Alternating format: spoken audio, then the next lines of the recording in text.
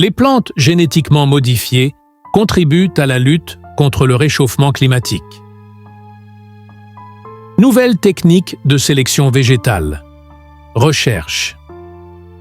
Les plantes génétiquement modifiées contribuent à la lutte contre le réchauffement climatique. La culture à grande échelle de plantes utiles génétiquement modifiées permettrait de lutter contre le réchauffement planétaire. Tel est le constat auquel est parvenue une équipe de chercheurs américains et allemands. L'agriculture contribue également au changement climatique. Environ 25% des émissions mondiales de gaz à effet de serre sont imputables à la production agricole, en grande partie à l'élevage et à l'utilisation d'engrais. Environ un tiers de l'impact de l'agriculture sur le climat est dû à des changements dans l'utilisation du sol, par exemple l'extension des surfaces agricoles au détriment de zones riches en biodiversité. Celle-ci constitue souvent un important stock de carbone fixé dans les sols, qui est ensuite libéré, par exemple par le défrichage par brûlis. La demande soutenue de matières premières agricoles pousse à l'extension des surfaces cultivées. Si cette pression diminuait, ceci aurait un effet positif sur le climat. L'agriculture européenne pourrait également y contribuer, comme le montre une nouvelle étude de l'Université de Bonn et du Breakthrough Institute californien sous la direction de Mattenheim.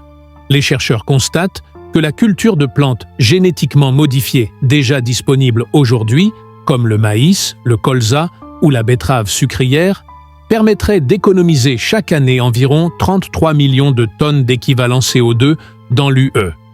Cela correspond à 7,5% des émissions de gaz à effet de serre d'origine agricole dans l'UE.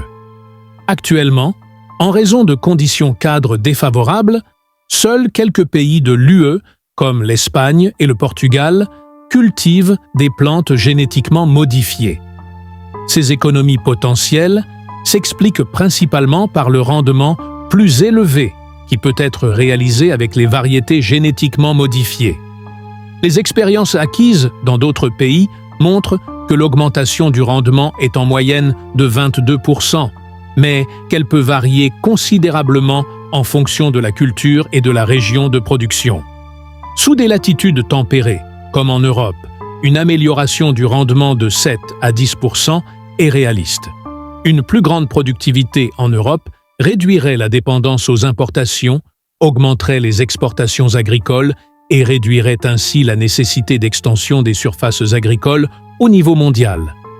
De plus, les plantes génétiquement modifiées offrent également des avantages directs pour le climat, tels qu'une réduction des besoins en matière de protection des cultures et de travail du sol, ce qui se traduit par une réduction des besoins en carburant.